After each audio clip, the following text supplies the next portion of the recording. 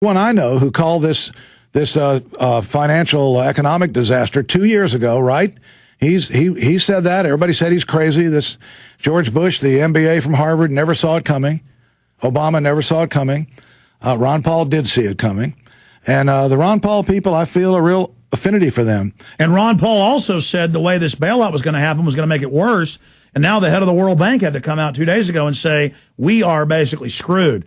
So we certainly need you as governor here in Texas instead of Perry. I mean, look at Perry saying we might secede, spinning the national movement for states' rights. It's not secession into something like secession so we can be demonized. And then later they said, are you serious? He said, no, I was just joking. I mean, it's like you said, he is jumping, on this states' rights bandwagon when he won't even protect the border. Except secession might be a good idea because we get rid of Rick Perry. That might be the only way we're going to do that. Will he be here for life if we don't get rid of him? I mean, it's just...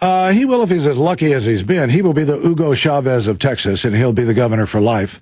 It's really sad, Alex, because I can't think of one I'll challenge Rick Perry to a tequila drinking contest. I'll do anything to get this man to interact with the people of Texas just a little bit.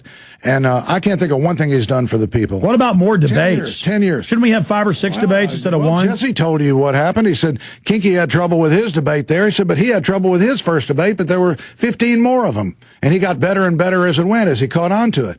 Because guys like Perry, they're slick, man. Kay Bailey. They've got political operative experts. Sure they do. That are, trying to make you look stupid and things. That's right. So we welcome as many debates as we can. You wonder why Rick Perry won't even go to a basketball game because he gets booed. He won't take questions from people calling in on the show. And an example of what he did, he lives in a house that we're paying $10,000 a month for. Right now, every month, the taxpayers are. That's a political statement. Mike Huckabee, the governor of Arkansas, when that mansion was being remodeled, he moved a double wide onto the grounds, and he moved his family in there, and that was his office. He worked out of there. That's a political statement, too. A good one. Yeah, it's just incredible. Why do we let him get away with it? I mean, even if that was just political hype by Huckabee, still, he knew to do that. Perry just doesn't care. Perry likes to shop in Europe. He likes to be governor. He likes to wear nice clothes, live in a silk underwear house. No, he likes this stuff. And you know what? He knows how to play the system. He knows how to game the system. And the point is, I don't know anybody, Alex. I know you. I know Juford.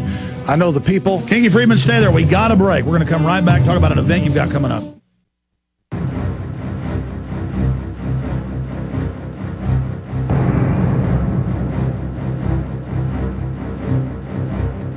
Monday through Friday from 11 a.m. to 3 p.m. Central Standard Time, we are here live. I do another syndicated show Sundays, 4 to 6 p.m. If you're here in Austin, it's on 590 a.m., syndicated across the country through Emmis. This is syndicated through the GCN Radio Network. And coming up next hour, we're going to continue our interviews with Steve Voss, great Patriot songwriter, play some of his music.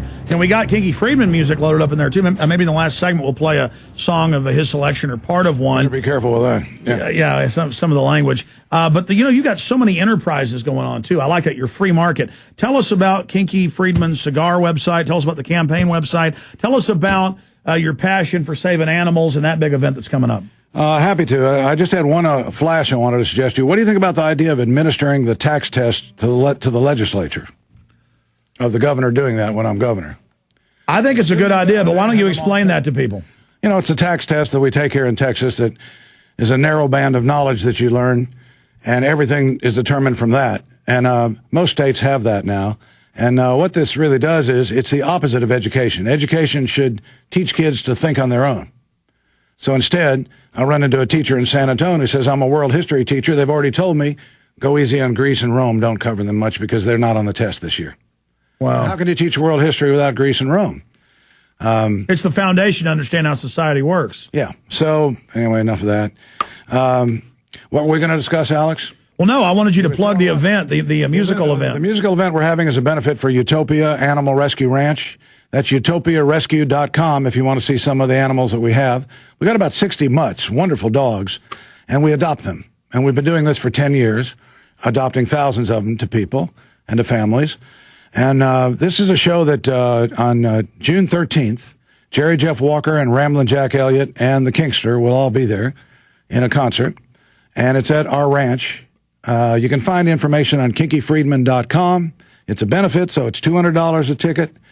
We've already sold well over 100 tickets right now, and we're moving. It's going to be an intimate type of thing, and it's going to be a great show. But if you want to help animals and you want to see Jerry Jeff Walker and Ramblin' Jack Elliott and Kinky, coming up June 13th for this benefit. And awesome, and that's kinkyfriedman.com is kind of the portal site that goes to the other sites. Yeah, that's right. And this helping the animals has been great. I've enjoyed being involved with this very much. And people that see, and you also have a tour of Utopia Rescue Ranch. Do you need a dog, Alex? Do you have a dog? No, I have 2 dogs. No more. That's it? That's all no more. Right. And I have 3 children.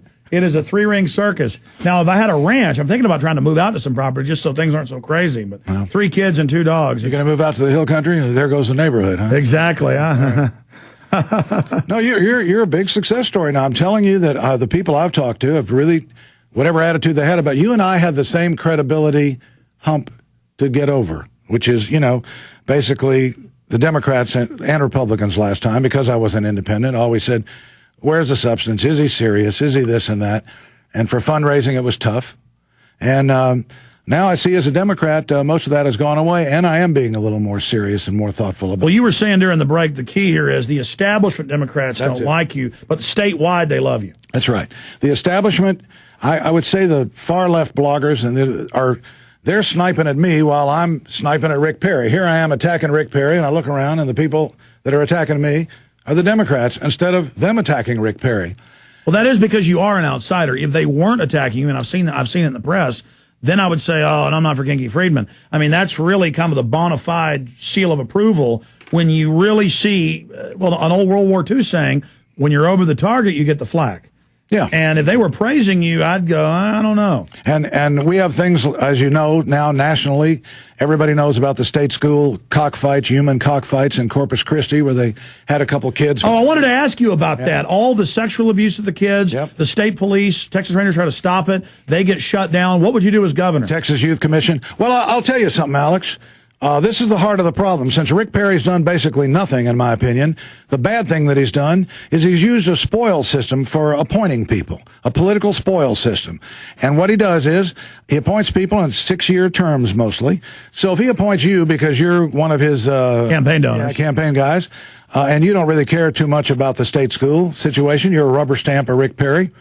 What happens is, when you go into a mental hospital, if you've ever been to any of these nursing homes or anything like that, they're hellish. Institution, you know where abuse is going on, everybody knows it. It's like a boil on your hand. The janitor knows it. The director knows it. No heads have rolled for this. Nobody's been fired. What Perry has done with these appointments in criminal justice, and I'll tell you another one, is a man named Tim Cole, who died. He was a rapist, accused of being a rapist. 13 years. He died in prison. This is Lubbock.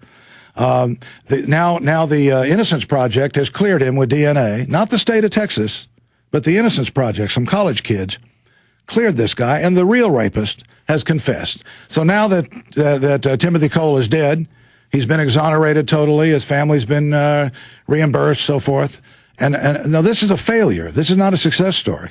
How many Tim Coles are there in the system? Well, they show DNA testing showing about 1/3 of people are innocent. They end up testifying. Oh, yeah. And in Nebraska, DNA their death row several years ago, they had 9 people on it. 5 could not possibly have committed the crime, at which point the governor said, this is a charade.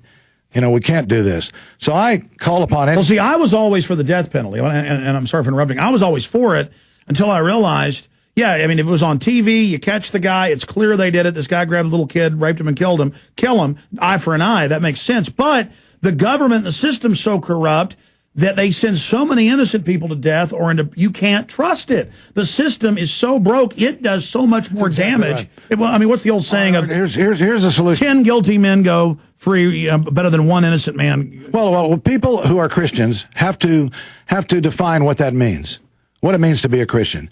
So say a guy does something terrible like you described. Do we want to kill him?